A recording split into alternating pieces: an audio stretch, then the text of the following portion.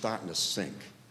So what they did is they infused it with this like liquid concrete to stop it from sinking. This is a while ago now that they did this, and that also exacerbated the problem because they were having that problem with it because there was so much water back there, and so that they infused it with concrete to stop it from sinking in the track from sinking. So that is another problem. Oh, thank you. That's important information.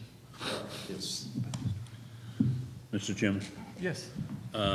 through you, Mr. Chairman, that detention area that is very small and at the corner of the driveway of the South Shore Bank, can you give us what that yellow represents in square footage will become?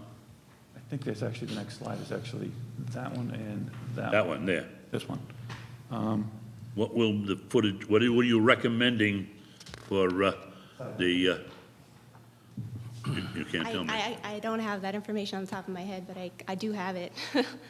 Okay, if you can It's get in that the- for us, It's in the please. stormwater report, too. That appears to have, by scale, a much larger portion than what's existing there today. Because when you go out there today, you there is almost don't no- even see it. You have to look hard to see it. Oh, correct. Yeah, there's not a detention pond here right now. It's a lawn. But Mark, if you go to It's the the previous previous slide. Yeah. That's the one where the sign is. I'm talking about at the driveway, I'm sorry. Yeah, at the Right. driveway, right.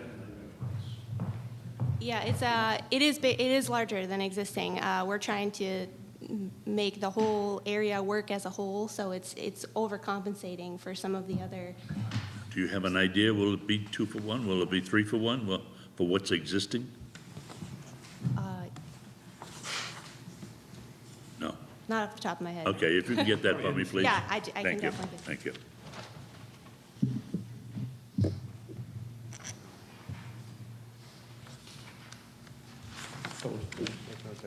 This is the close-up view of that, the basement. Okay. Is there any more discussion on this? Mr. Chairman, if I think there's one other issue with the MBTA railroad tracks, and maybe Harvey or Councilman Smart can respond to that. I think when the old Colony Rail was rehabbed, there was an existing cross culvert that was disbanded.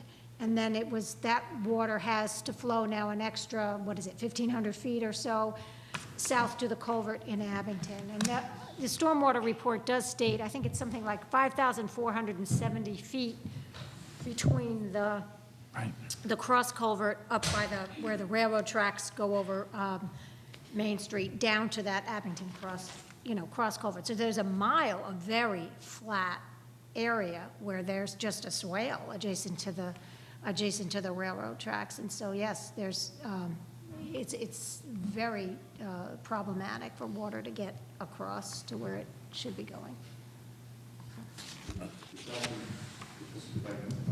It's actually a half, those big pipes are actually about less than a half mile away from my property. Because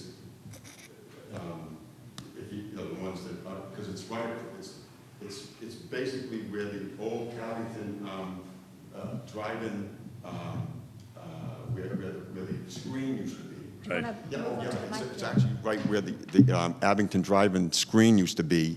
It's right across the street from that, and that's less than a half mile away from where I live. Yeah. Because that's where it is. It's too big. That's where it goes under the tracks. Just so that everybody realizes, Mary Ellen is making notes constantly on everything that's been referred to here, so that when we do get to the process, as the chairman said, in putting our 2 cents in, all those will be incorporated. So,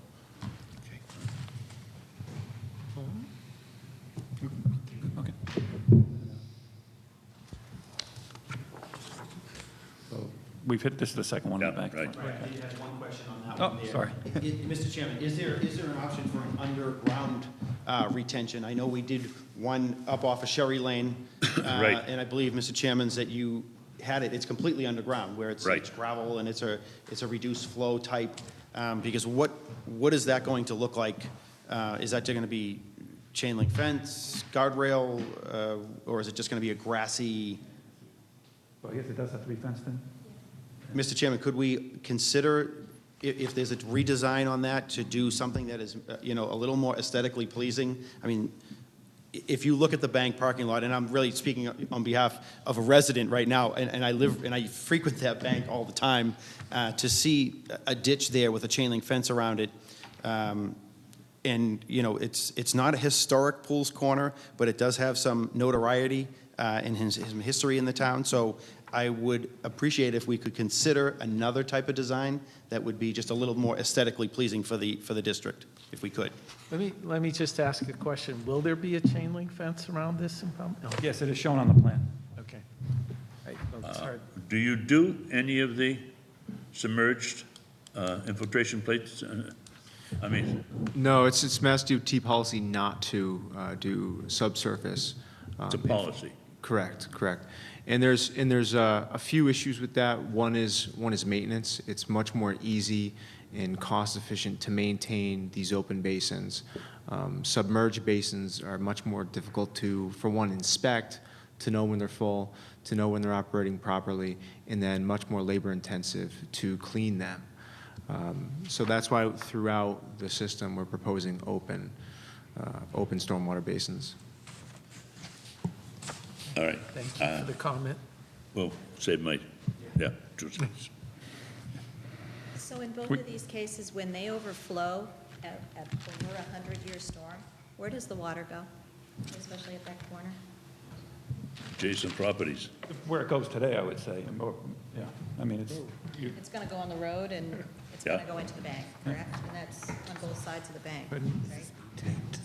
That's exactly what it'll do. And where it goes today, though, there's Yeah, not much you can it'll do. go into the parking lot and keep flowing to, It's where it's going to Follow flow the today. same 'cause pattern as Right. the others, it's just that this one's like the other one, it's not adjacent.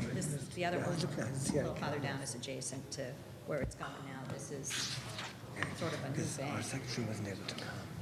And to be clear, the drainage doesn't really change the outlet that goes out to Pond Street. The flow rate's the same, correct? So you're going to try to see, you guys are going to comment maybe about fixing the MBTA path so it moves, but it's still going to have about the same. it's in Abington, but in fact, we will be making comment to it. And if you, Yeah, I don't know, yeah. we may want to make the same Yeah, comment. yeah. Would be my That would be comment. good, too. Yeah, because I'd like to see the flow. Right, move. right. Yeah. That would be my comment, but we'll have to talk about it. Yeah, it is a problematic area anyway for our commission, all that area. We've been doing quite a bit of work recently on that. Right, and the water table is incredibly shallow in that area, because, yellow freight is there, and you can see it's our only retention basin in like the whole town, and that thing never drains. It's just problematic. It's pretty old, but, we've been looking at the groundwater in that area for another property, and it's pretty shallow all along there. It's difficult to build and put retention or detention basins in. All right. And our next slide is actually the outfall itself down to Pond Street, which we've been discussing extensively here with the 0.4% peak flow reduction and a 25% TSS removal. That's from the deep sump catch basins this week, the 25% removal rate. So is that a discharge right to a wetland, or is that just to, It's an existing stream that's, the stream's right It's where on the Pond outfall Street. is? there's, No, I was just thinking if you could culvert, maybe you could get it out of the backyards, but if it's a stream, that's not going to happen. and that's, a lot of the work that was done was try to help those people's backyards. Yeah. Well, up there, but you're Right up not there. changing the flow here, really. No, this is the one that goes to the MBTA, tracks down here. Where on Pond Street is that? No, I Right think, next to- isn't, it's a few above, yeah, a few homes north. Yes. Yeah, that tracks are down here, and this is the channel where it discharges today. Oh, that's where it's going to discharge to? Yeah. Same location, Same location, okay. only it gets some scour protection and cleaned up in there, which will also. I think you can see the Weymouth pump station on that, the sewer pump station on that, if you just point that out. Isn't that, no, to the right? To the right, to the right there. Oh, that's the pump station. Oh, yes, the fence. I look right at that from my house. Right, just so you know where that is, yeah. Okay, thank you. Mr. Chairman, so will there be repair to the swale that is on the outfall end of that drainage? There is it looks like there was a swale there at one time, not very deep, but it is representative of a swale. Right where you're pointing, right at the outfall, right there, heading east towards the tracks. Will that be, I know you mentioned that you're going to do some restoration work there, but will that be redefined or further redefined and repaired heading east towards the tracks?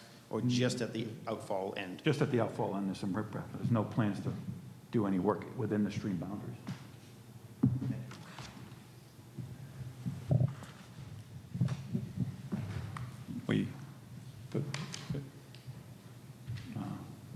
That's a fair way.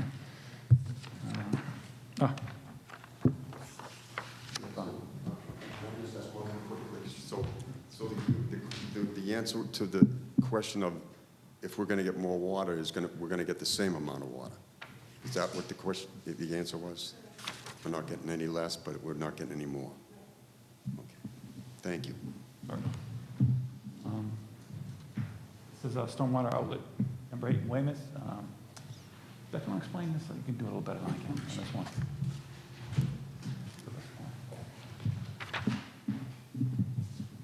Okay, so this area is, this is the bridge is right here. This is Route 18, the bridge is here, and this is the MBTA tracks.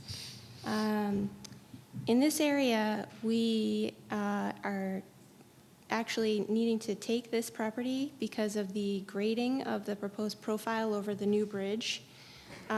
So since we're already taking that property, we put a detention pond there. So we are treating all the Route 18 drainage in this detention pond. Barbara Lane also crosses over here. It crosses today in a culvert that crosses under here.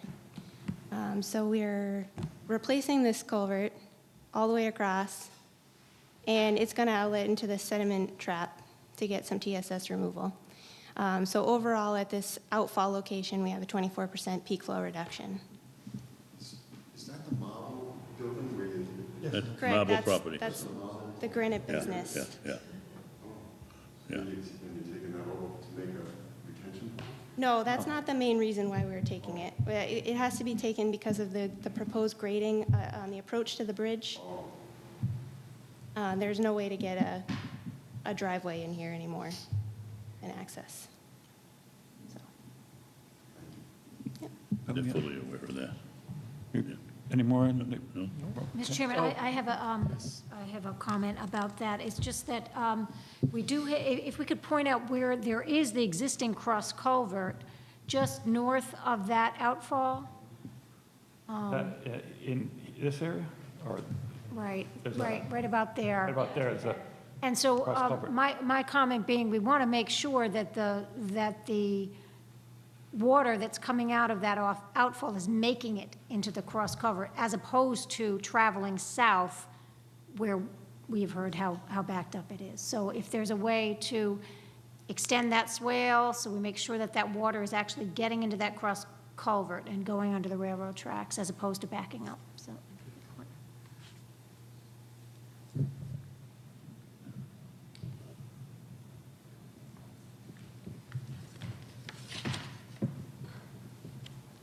again, you have the NBA and the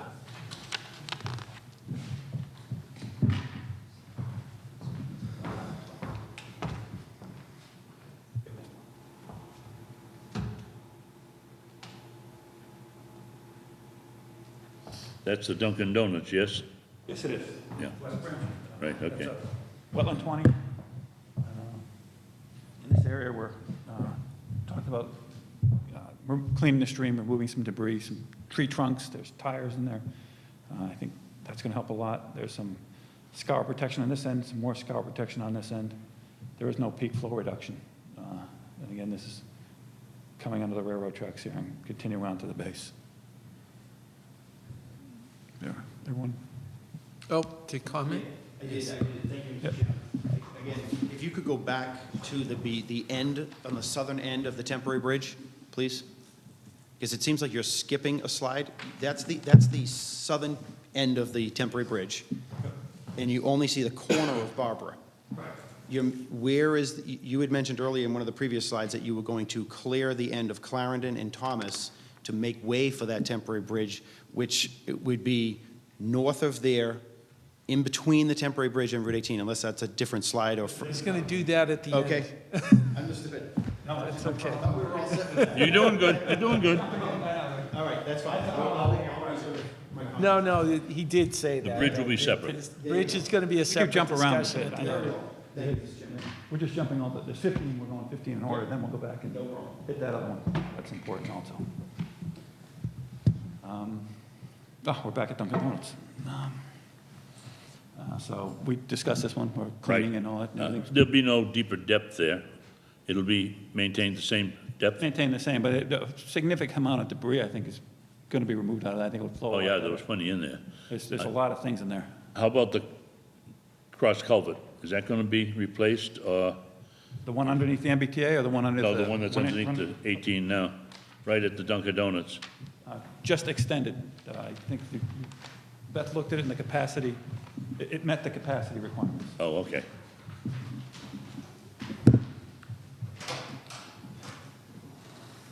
Over at Shea Drive here, at the base. Yep, this is the light at Shea Drive. This is the stormwater outfall number 10. Again, this is just a riprap apron. There was no place in here to get in a stormwater basin due to constraints. Right. So we did look everywhere around here, but there was no space available. And So all that stormwater's going to go down, down here, then down to Derby, down to Derby, yeah, okay. which, if I'm not mistaken, is the next slide. Yes, so now we're in Derby Street. This one is significantly influenced by seasonal groundwater. So that's why there's 11% peak flow reduction when not influenced by seasonal groundwater. So there are certain times of the year that this will pond, but it does, the rest of the year will serve some purpose, stormwater improvements. So you have a 44% TSS removal in this area. And then we talked about stabilizing the bank in this area. I'm sure there are probably a few additional questions on this. Well, I have a comment on that.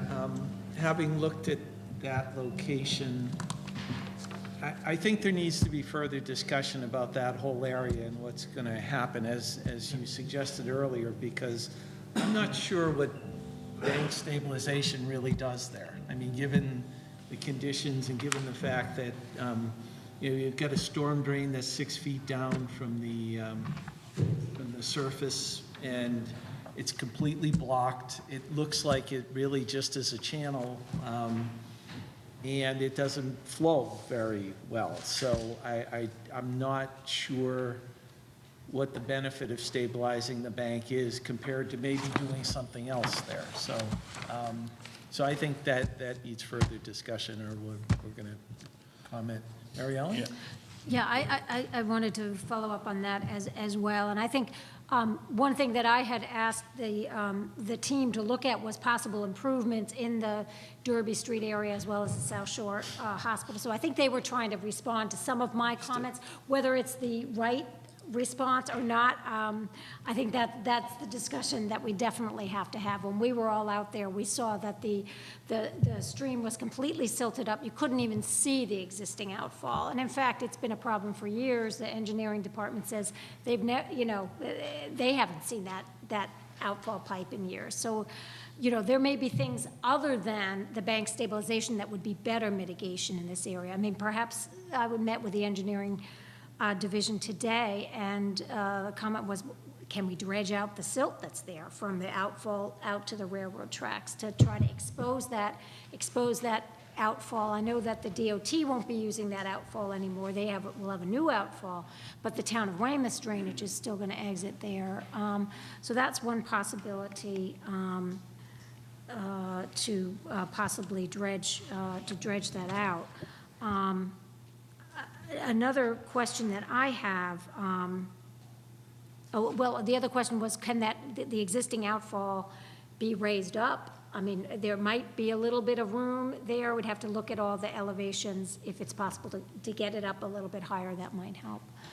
I have a related comment. I don't know if it's appropriate here or not, but this outfall, number 11, as well as outfall number 10, there is not a peak flow.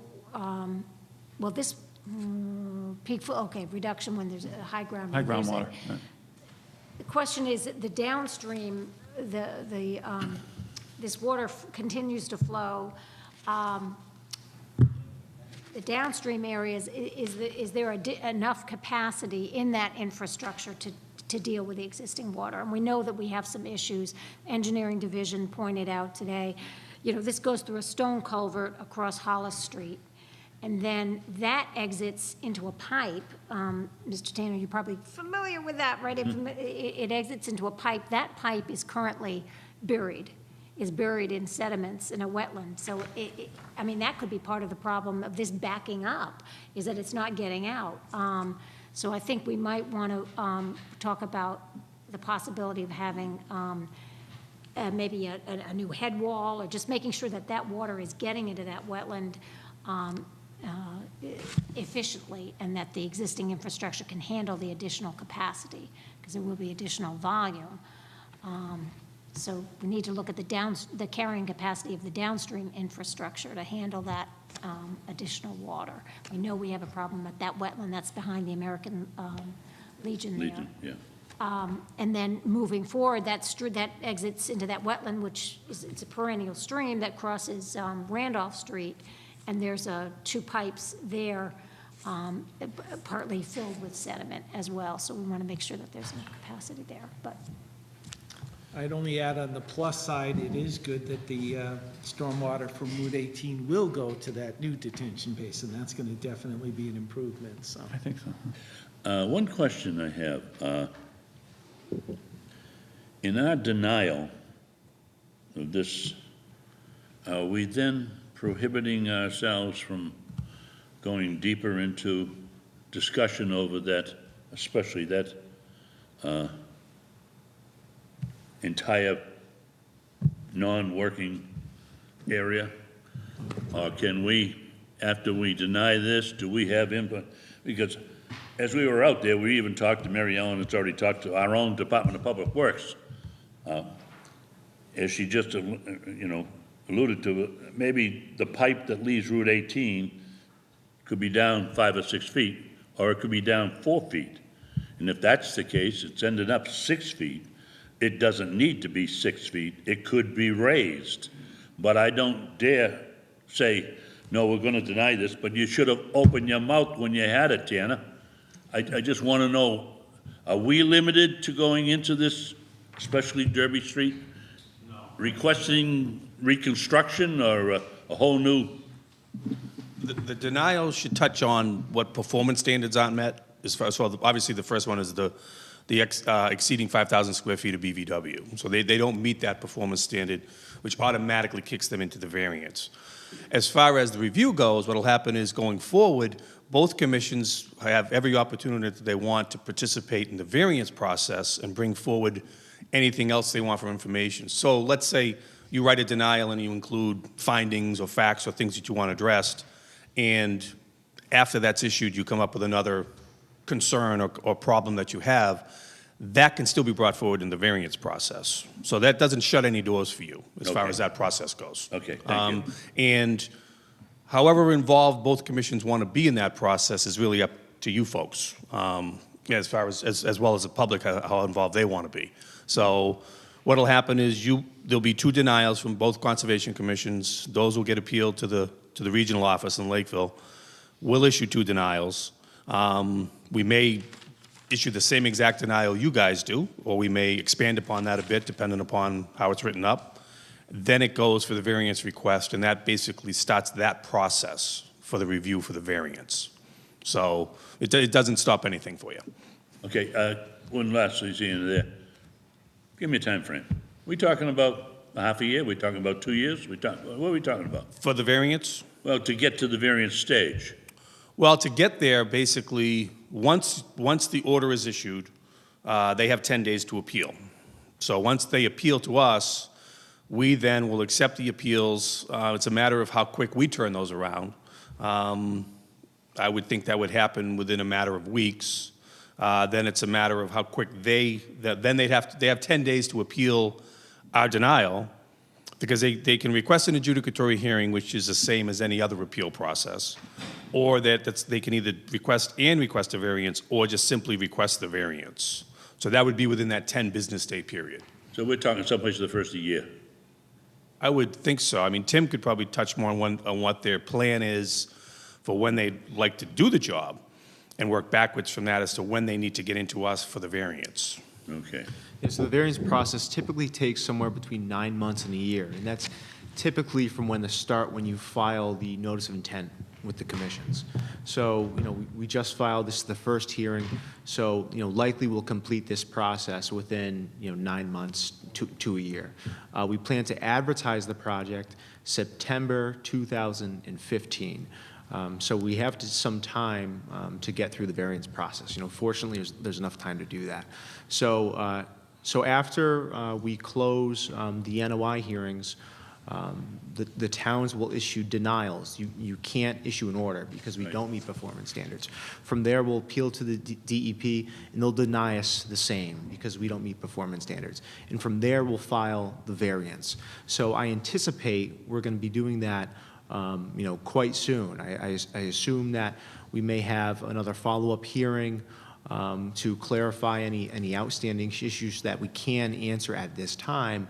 And then after you issue the denials, we'd be moving forward with the superseding order, filing. That being said, I completely agree with everything that Chris said.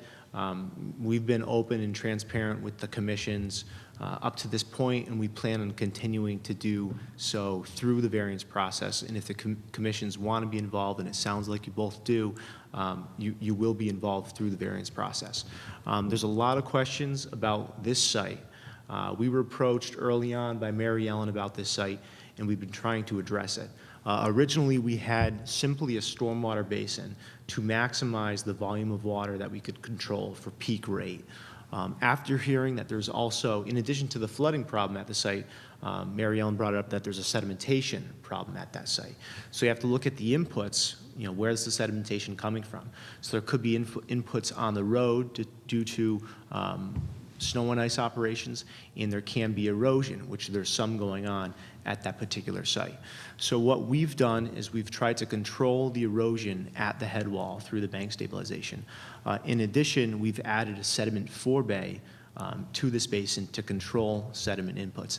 Now, that being said, Mass DOT statewide snow and ice operations, we only use salt, or for the most part, we only use salt. There's limited sites and roadway segments where we use a sand mix, or dependent on the storm, the area supervisor may decide to use sand to give traction for a particular instance based on their best professional judgment.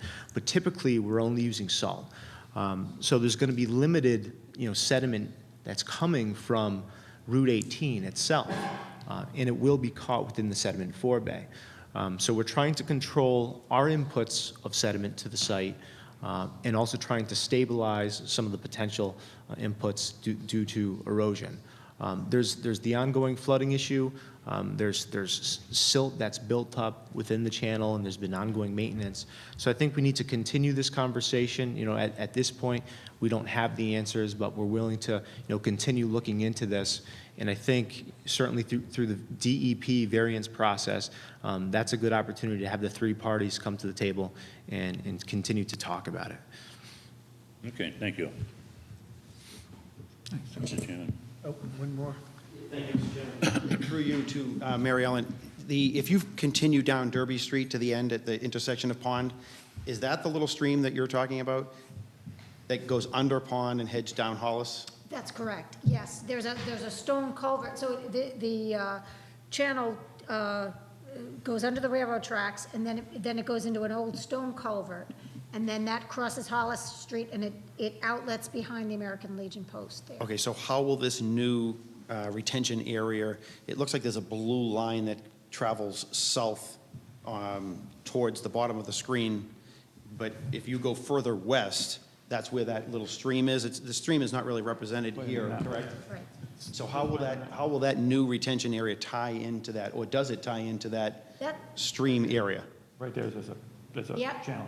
yeah. It does tie in. It does tie in? Yeah. All right, because that stream is actually further, Right. further west. Come Okay. down here, I believe, right, and then over that way. Okay. That's correct. Because during the 25% design, I commented, if you go east, just off the screen, see that line, see those red culvert lines right there? Nope, heading east and west. This way. This way. There you go. Oh, this one, yeah. Yep, on the other side of Derby Street is where the car wash is. What you have there is you have a low point. And this is what I brought up during the 25% design. They had a single catch basin there, and I knew that that was not going to be enough. During the winter, when that overflows, it's a sheet of ice from the bowling alley all the way past stockholders, and I'm sure anyone who travels north and south on 18, I see everyone nodding in agreement. So you know that this is not, it's a serious wetland and conservation issue, but it's also a serious safety issue as well. So I just want to make sure that that area is also being addressed. I know it's off the page and it's not No, directly. it's there. It is, all right. It's not directly impacted by the wetland issue? I'm not sure, Mike, but I think that outfall for that area that's up there on Route 18 is the one that's buried 6 feet down underneath and clogged. Okay. So no matter what happens, we do up there in the drain, I know the DPW tried to give it a little bit of a divot, some kind of a easy fix. Yeah. But the water still can't go. I mean, it goes into the drain, but only takes the new Right, the depth. the Because capacity it what's in doesn't the- get out at the other end. There's But, no volume. When Mary Ellen had the engineers out there, if we get to the point of getting down there and seeing what's in there and why it's in there, then we can probably address it a lot better. But I wanted to make sure that we could do that at a later date than tonight. That's where I wanted to make sure. Is this something that DOT or the applicant will be taking care of, or is this something that Weymouth taxpayers will be taking care of? We're going to talk about it. Okay. Yeah. I mean, They're gonna have Correct. they're gonna have to dig the street Right, to put their new line down there. right. At the same time, when we try to meld DPW, if the drain line either can be incorporated in that new line or can be raised enough so that it can go into the outfall at a decent pace and still work, that'll all be worked out with them and the DPW, and Mary Ellen's already started with the process with the engineer, our engineer. So I mean, hopefully we'll be able to solve that, 2 pipes running down the street and answering the whole problem. I mean, my suggestion would be that DOT would take ownership of the problem that probably has existed since Route 18 was put in. And I know you mentioned, sir, that you said that a lot of sand is not used in that area. I know that, I don't want to make it argumentative, but I would strongly disagree that sand is not used on that area and that the sediment isn't running off in that area because, I've lived in South Weymouth my entire life and I've seen that area, but no disrespect. So I would hope that DOT would take ownership of that and take care of this issue for us once and for all, and then going forward, would at least have a decent working system and be able to drain all that water off there. So thank you, Mr. Chairman. I appreciate the comments, and I look forward to working with the town and the DEP on that. Not being the project manager, I can't commit to taking ownership to anything. But what I can commit to is working with you further on the issue and have following up conversations. That's right, I'll take that. All right. Do you need physical ownership?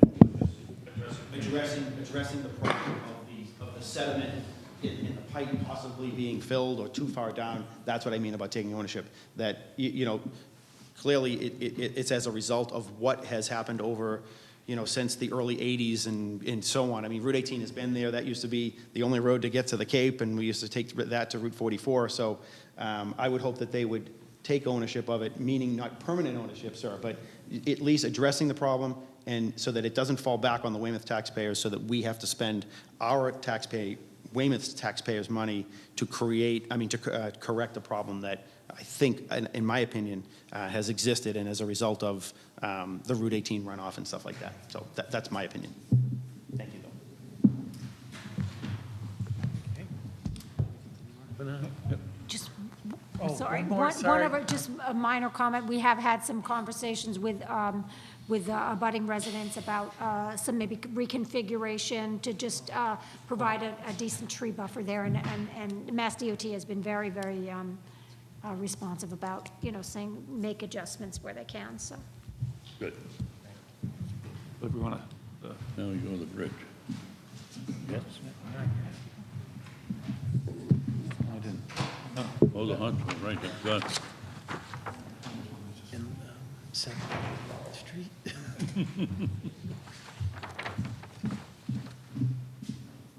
All right, so next is outfall 15. After this will be 12 and 13. They're a little out of order because this one was found later, really. This outfall is way back here behind the Fountain Lane and Green Tree Lane neighborhoods. It originates, if you can follow this black line, partly from Route 18 up here. This is the Pleasant Shops Pond and Pleasant Street. Marshall's, I think, is here, and Starbucks. So, I mean, this drain line picks up drainage from Route 18, as well as from this shopping center, as well as from this wetland and beyond. And it continues in this closed pipe to the outfall here. And then once it gets to this wetland, it actually continues under Shea Drive, back up towards Route 18, back over under Route 18 again to outfall 10, which we already saw, which then goes to outfall 11, which is Derby Street. So it's all connected because, it used to be all connected. So this is actually an area where this is one of the intersections that was previously completed under the other projects. So we're not actually adding impervious area here, but it is an outfall that's located within the project limits, and we're actually getting a 13% peak flow reduction here because some of the drainage at Route 18 right along here is going to be diverted this way towards the Derby Street detention pond where it can be attenuated versus coming down here where it's just a free outfall. We're also removing some pavement here and making it, creating grass, so that is a reduced impervious area in this location.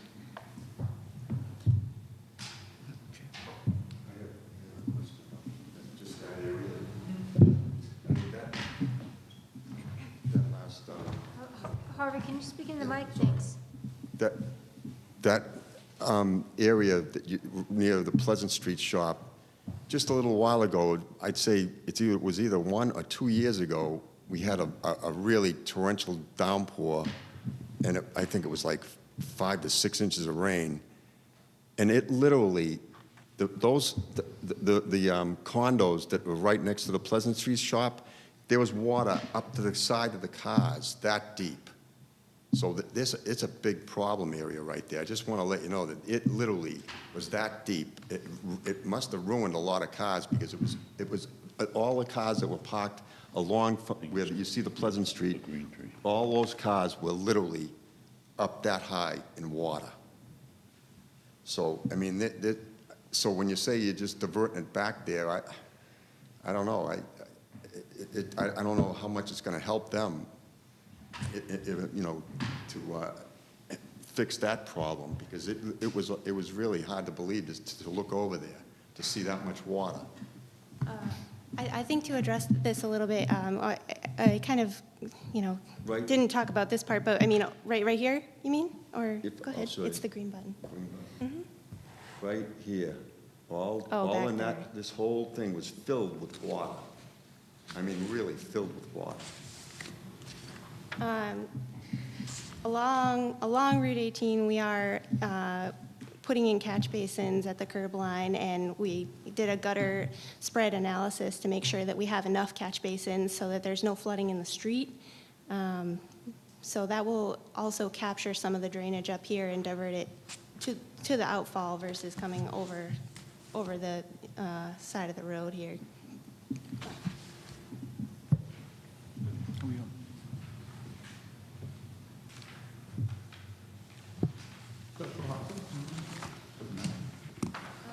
guess I can continue with this. So this is the South Shore Hospital, I think, outpatient building. And there is an existing outfall here. It comes down from Route 18 in a pipe and then continues along here to an outfall behind the building. And then you can actually see the ditch system that's back here. And then there's a wetland here.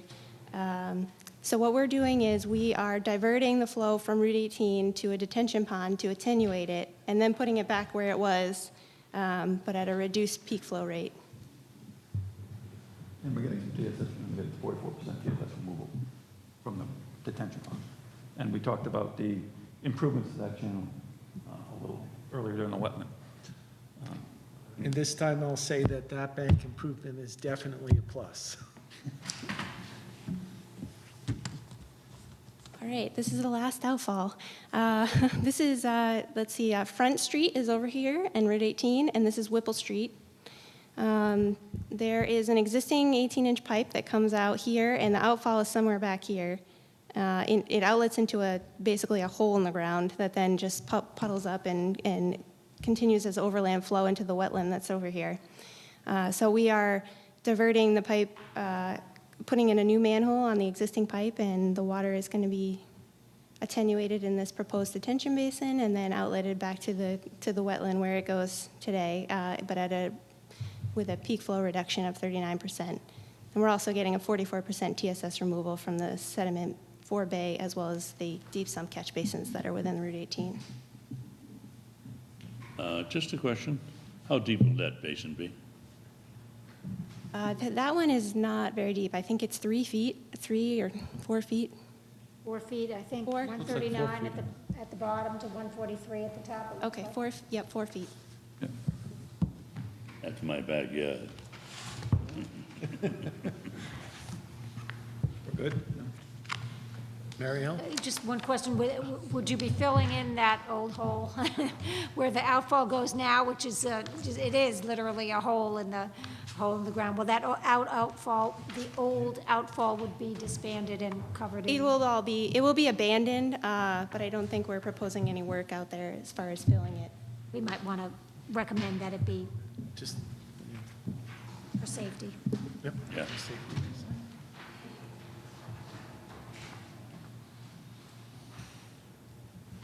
And this is how the project meets or doesn't meet the stormwater standards.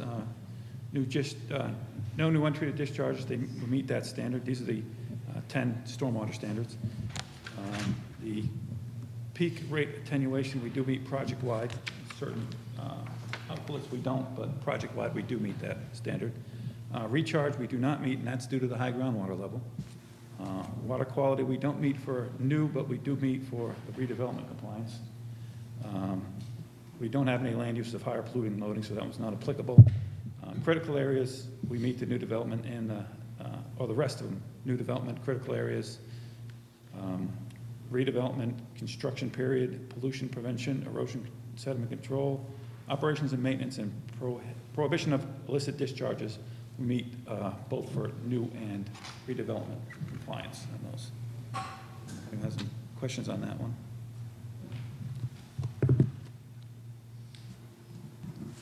Or came to the bridge. Bridge. It took a while, I know, sorry. The bridge replacement, these are the bridge replacement goals. They were to accommodate the roadway widening, to implement all the current safety standards and code requirement. All right, going to get you to just look at the mic a little bit. Yep. All right. Attaboy. I'll read this way. Thank you. Okay, so the bridge replacement goals were to accommodate the roadway widening, implement all current standard safety features and code requirements, increase the live load capacity, provide sidewalks on both sides, provide an adequate clearance over the railroad, and provide a durable, low-cost structure.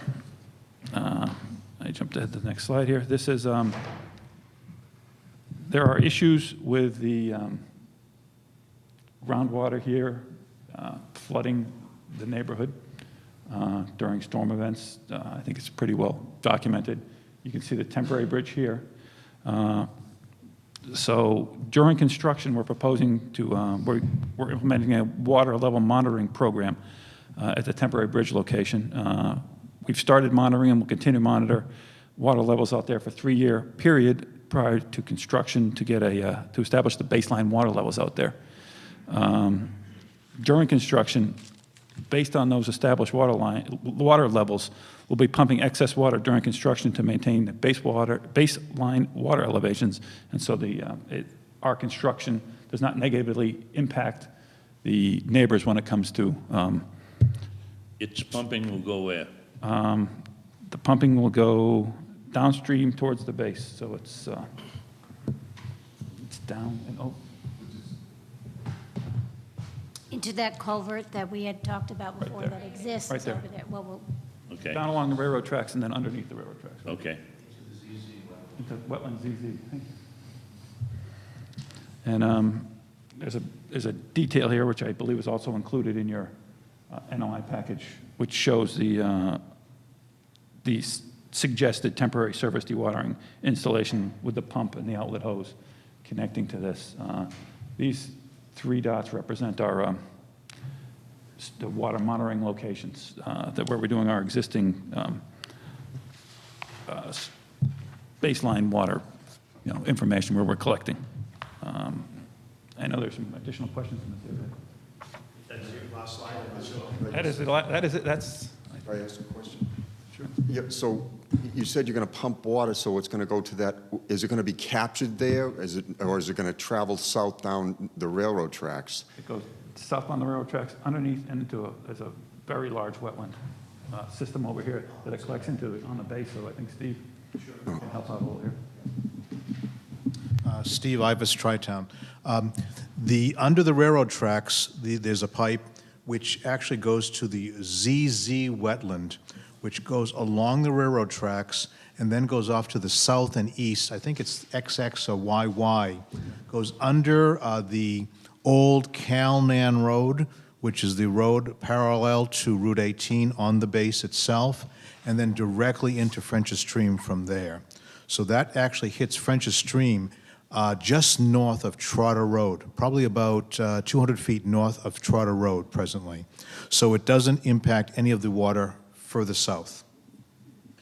The pumping, I'm assuming it's going to be put in some kind of a pit or in some kind of a manhole, and hopefully it'll be electronic so that it's not going to be noisy for those neighbors that are going to be there. I'm hoping it's not going to be a 5-inch Pump, right, that's running all day and all night. I think we're still Yeah, I was just going to say finalizing that. Yeah, we have to work it out. Conceptually, the goal is we know that there's going to be a volume of water displaced due to the temporary piers associated with the bridge. And so we're trying to be proactive to make sure that we're not increasing water elevations for the adjacent property owners. So conceptually, we're still working out the plan to do that, and we're going to work with DEP through the variance process to approve of that monitoring plan, dictate what types of pumps we use and how often we do it and what water elevations are used. So that's an ongoing piece. And, if the town continues to have interest in consulting with us through the variance process, that's something that we can work out and be Great. transparent with. Okay, thank you. Yes. Thank you. I guess, and I know some of the Clarendon Street residents had left, and they had a question that we had at the 25% design is, why can't it go on the other side? Now, you're already temporarily displacing wetlands and restoring them and then replicating others. I guess, why can't you do it here and temporarily impact on the airbase side and not bring that temporary bridge literally in, in some cases, I think at the corner of Thomas, I'm going to guesstimate 40 feet, 50 feet, maybe even a little less, off the corner of the property and the corner of the home where that temporary structure is going to be for the bridge. So I guess that would be my first question is, why can't we move it over to the other side? The main reason is the impacts to the endangered species on the base side. Main reason what? Is the impacts to the endangered species located on the base side, you can see, it's actually is in brown. I think it's actually extends underneath the green also. that whole So this area. is a national heritage issue, Steve, is that? Yes, that's correct. What, is this the box turtles, or what is this? It's not the box turtles, the emerald green dragonfly, okay. All right, so, that being said, so now the temporary bridge has to go on the west side of Route 18. You're going to clear wetlands to put the piers in, is that correct? Yes, there is a clear area, I do 10 foot off of this side of the temporary bridge, this way, towards the existing bridge. It will be 10 feet either way, either side 10 of... foot and then all the way to the railroad tracks. This area in here. Okay, all right. I'm pleased that you're doing a baseline survey. I think that is the right thing to do. I think we suggested that. Could I also make another suggestion, which we discussed at the 25% design, which was those wetlands have been, that's been part of the runoff of Route 18 for a long time, and we asked that that area be checked for soil contamination in that area. Brian's nodding over here. Sure. I think, Brian, you were there, right? I think, yeah. Yeah, we're trying to acquire funding to do that, but that is in the project. We just haven't done the work yet, but we are going to take some samples. We're also going to test the water for contaminants in the same area where those red dots are. So, Brian, you say you're seeking funding. It's just for design funding, just to get a driller out there, but it will be occurring within months. And then, It is gonna happen. Yeah, it is definitely going to happen, and we're going to distribute the results so you know what they are. Right-hand side, for what reason? Endangered species. Could I ask what, well, actually, it's to you. What's the nature of the contamination that you? Well, some of the neighbors had concern because there was a lot of sheen on the, on some of the water in that area. So either it's a petroleum product or something like that. I don't think it's. Oh, okay. I didn't know whether there was some historical use there. No, not that I'm aware of, Mr. Chairman, not that I'm aware of it. They just were concerned about the runoff, I believe, from the roadway, from oil or petroleum products, things like that. So to Mr. Tanner's point about the proposed pump, I mean, a trash pump would not be something that I would recommend or endorse or suggest that you do. I mean, it would be a manned, that would be a manned or womaned position that someone would have to stand there, and it would be running like a portable generator running all night. So I appreciate Mr. Tanner's concern, and I agree with him that that really cannot be done. It needs to be done with some type of a submersible electric pump that is something that is working off of a float system that will not be an emergency call to me and the DPW and to your project manager or something like that when we have a flooding issue. So I would appreciate that. Now, there was also some concern about when you clear that, there was a lot of mature brush and trees in that area that is now acting as a sound barrier, even though there was I think, Brian, there was a gentleman there at the 25% design meeting that said then he disagreed with that assumption that that was offering some type of a sound reduction, but the neighbors believed it was. They're the ones that live there. They're the ones that sleep there every night. And then we suggested that we could find funding for some type of a sound barrier that could be put in the back there, or some type of sound barrier similar to the ones that are along Route 93 heading north, and the ones we see in Braintree, something similar to that that would offer that, or replacing all of it with mature trees, not 6-foot arborvitaes or something like that, to replace what you have torn out to make use for this temporary bridge, which I understand is 2 years or 18 months, I think they said. Yes, about 2.5 years, I think. 2.5 years, start to finish. But in that specific area, that is the full length of the temporary bridge construction and then dismantling it. So you think it's 22 years, just under 2 years? Yeah, I mean, the first thing we're gonna have to do is clear the area. Right. That impact is done Well, of the time. if I could, Mr. Chairman, just the comments that were made during the 25% design, there were a lot of neighbors there that went, from everyone in that area, Mr. Tanner and Mr. Chairman, all the way through there, that had a lot of concerns in there. And I just want to make sure that those are addressed, not just the wetland issues, but some of the construction impact, the clearing of the area, clearing of the land in that zone there. And although I'm not happy that it can't go on the other side, I do understand the national heritage issue I just wish there was a way that it could go on the east side of Route 18 so that it would lessen the impact for those neighbors. But thank you for your time, Mr. Chairman. Yes. Mr. Chairman, there's one other variable out there that I think the audience needs to hear.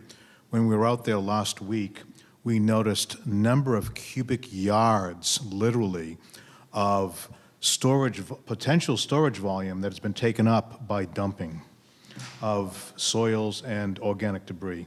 So I think the audience needs to hear that. And the neighbors need to understand that for them to dump and take away that storage volume only creates a problem on their own property. That's all. I just wanted to put that into the record. I appreciate that. I did observe the same thing, and I think people don't do it intentionally and don't understand the consequence, but yeah, I think it is an education issue because they're creating their own flooding situation to some degree by doing that. Yes, up to the microphone, please. I was just wondering what the bridge is actually going to look like. Is it going to look like the bridge, that it was a temporary bridge, is it going to look a lot like the old bridge right now? I mean, are you going to have a high sides to it, so when a plow goes over it, it's not going to splash up towards the properties over, which isn't too far away? What is going to stop plows from pushing that snow when they move sometimes on 18 to push that snow right over the side of the edge of the bridge? Is there going to be barriers, or what is it going to look like? Ryan, thank you. That's a good question. The truss itself would be like an open truss, but the bridge, I mean. But there would be barrier because we also have pedestrians using the bridge, so there'd be a barrier next to the travel lane. Not just a fence,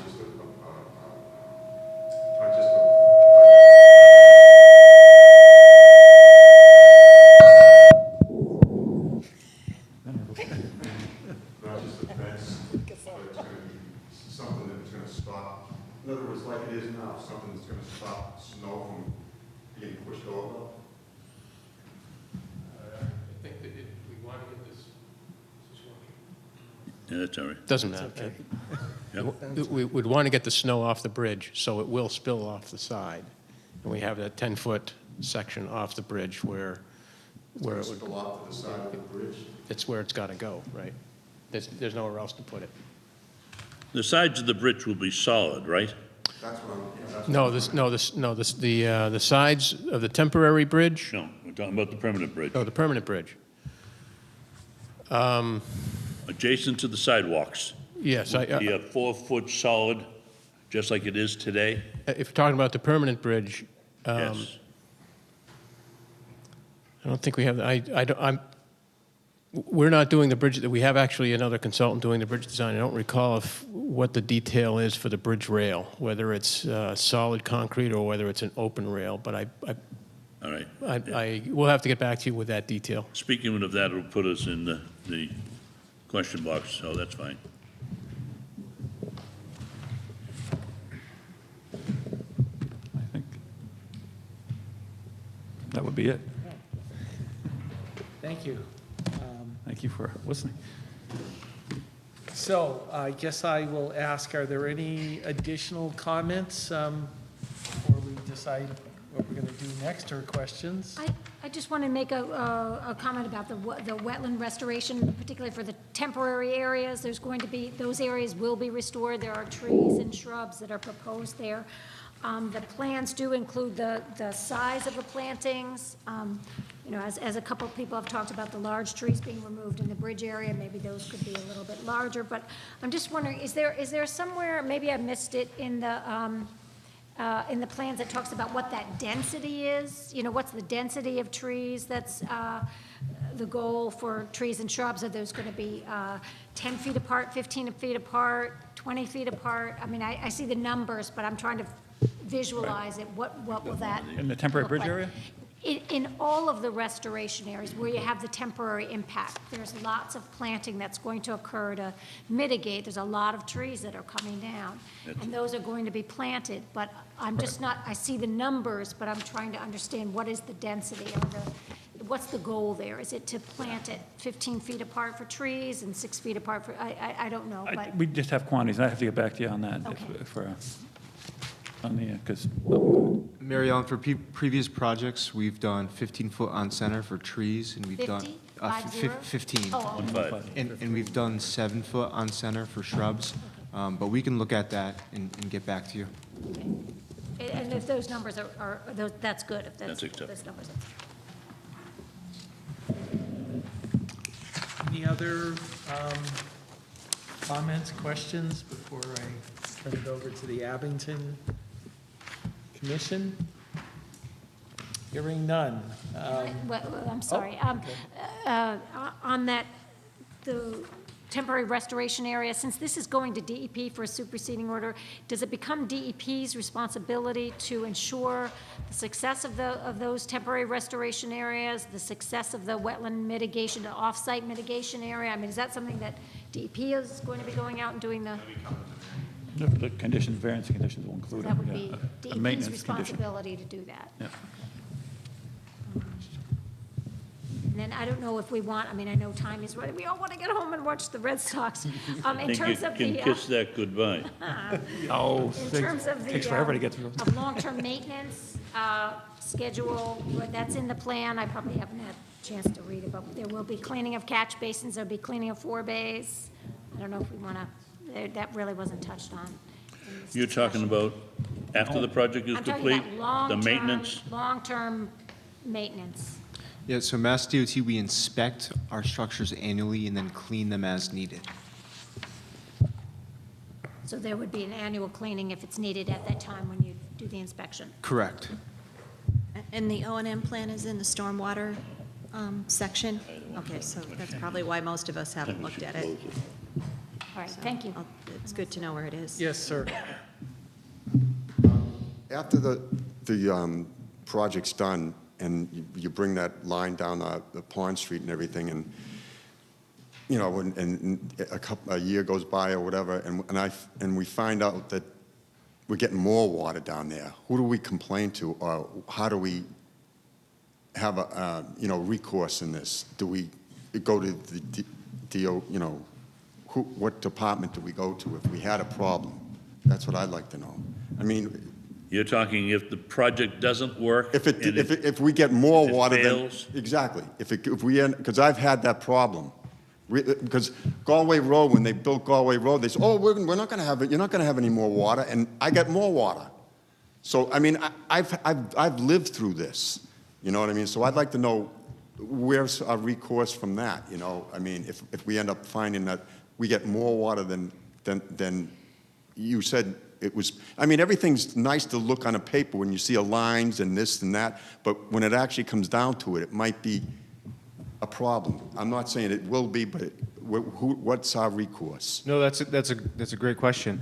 So what we're charged to do is meet the Massachusetts stormwater standards for new development and to the maximum extent practical for some of the stormwater standards for redevelopment. We're acknowledging within the notice of intent that we're not meeting some of those standards, most notably water quality and recharge. And we can't meet those performance standards because groundwater's so high. So in addition to a variance from the Wetlands Protection Act, Wetland Resources Performance Standards, we're also requesting a variance for stormwater management standards. That being said, at that particular outfall, peak rate, our calculations show based on the sizing of both of the basins and the way that we've redistributed the stormwater within that subwatershed, we're currently showing within our application that there's not going to be an increase in peak rate flows. So those are storm flows. Okay, so we're going to move forward with that design with DEP. That may change. Let's assume that it doesn't, and we go out and we build those structures in accordance with our plans and in accordance with our calculations. If at some point in the future there's documentation that shows that we're not, that we haven't complied with what was approved by DEP through the variance. It's DEP is the regulatory authority at that point. They'll be the authority that has issued the variance based on our design in calculations. And if we don't build it the right way, or if we don't maintain it the right way, DEP can enforce us to remediate that deficiency. Okay, And Chris, correct me if I'm wrong on that. so it's DEP that you'd have the recourse. Okay, thank you.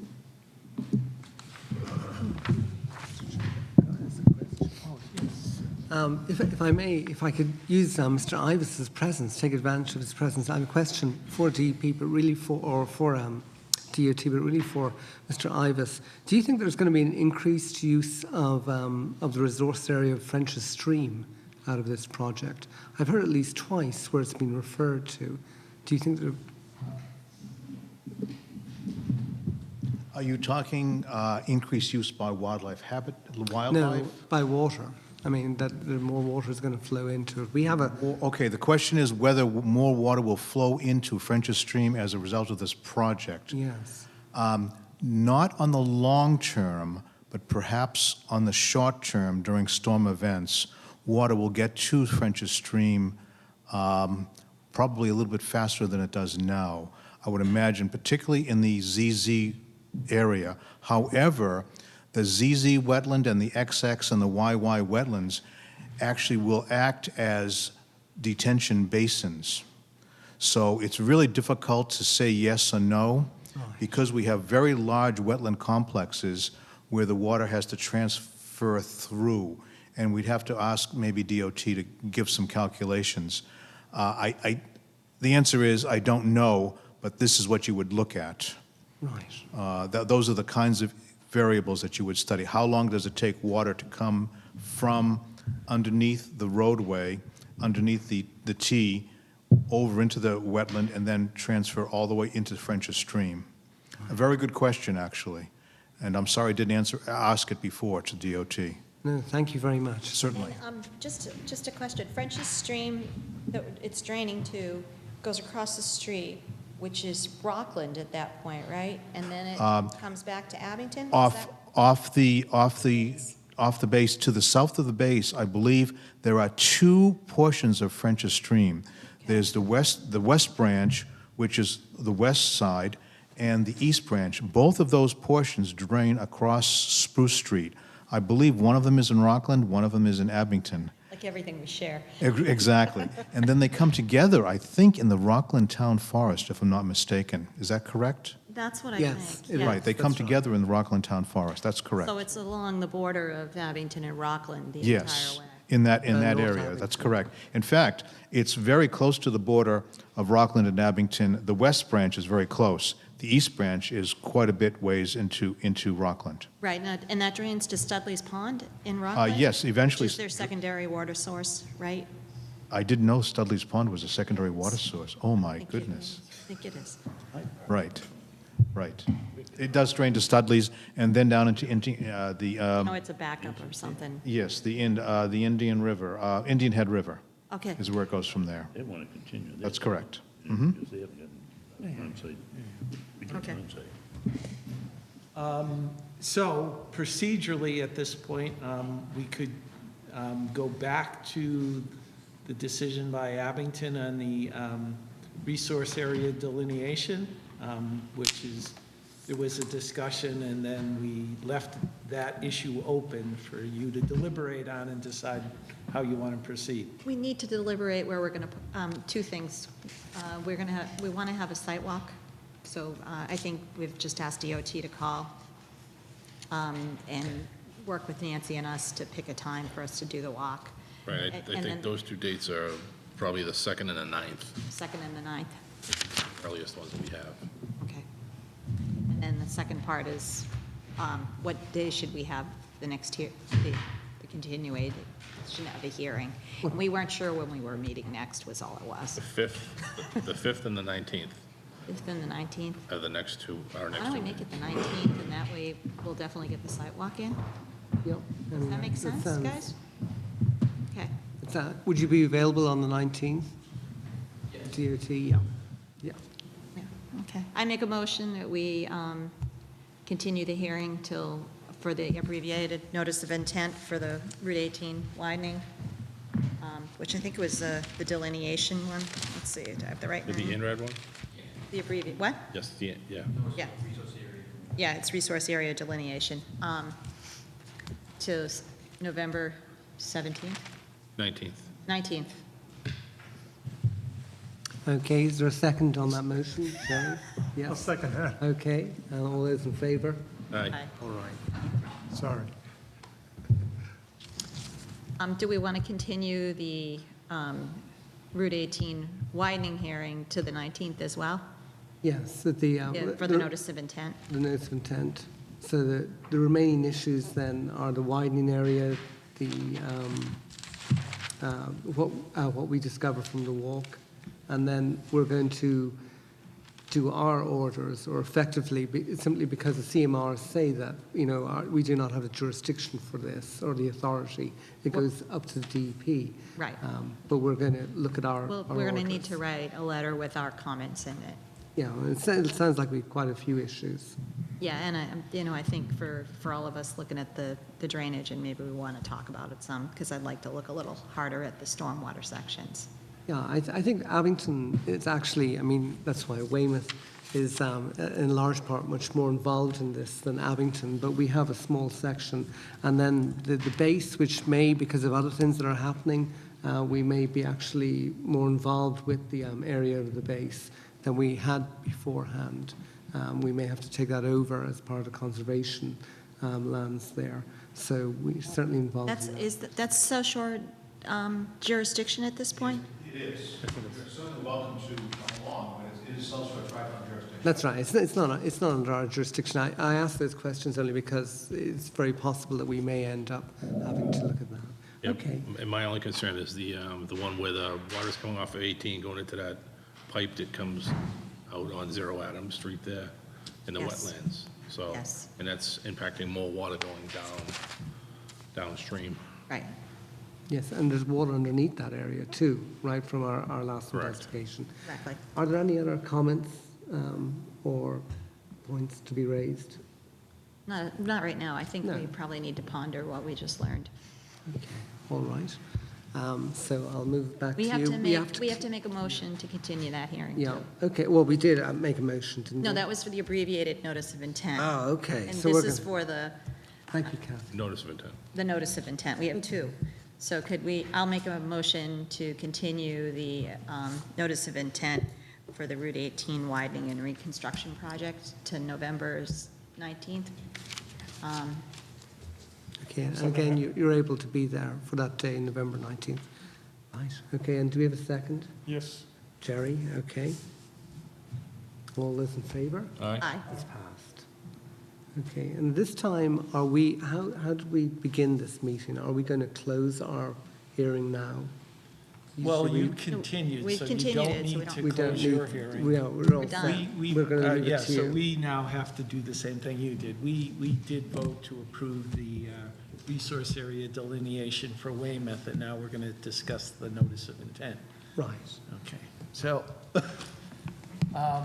what's the feeling of the commissioners with I was just respect to closing the hearing or continuing to give us some more time to digest what we've heard and maybe think of some additional things? You raised that feeling that you would rather have a little more time. I personally don't know that any more time will do anything for me, as long as we still have the appeal period through the variance.